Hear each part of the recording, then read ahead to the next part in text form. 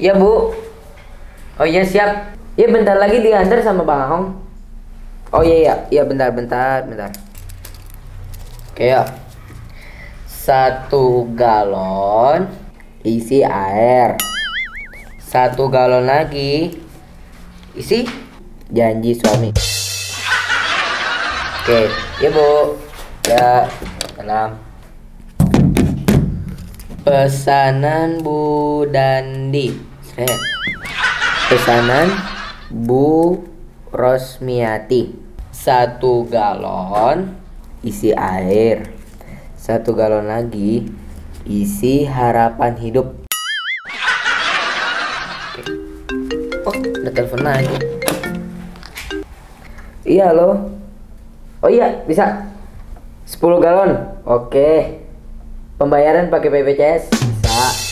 Pakai kartu kredit juga bisa Bu. Ya. Yuk. Apa sih yang nggak bisa dikayain? Assalamualaikum. Waalaikumsalam. Habis umroh ente? Iya. Ya ente nganter galon doang 5 jam. Nih, list pelanggan udah pada ngumpuk.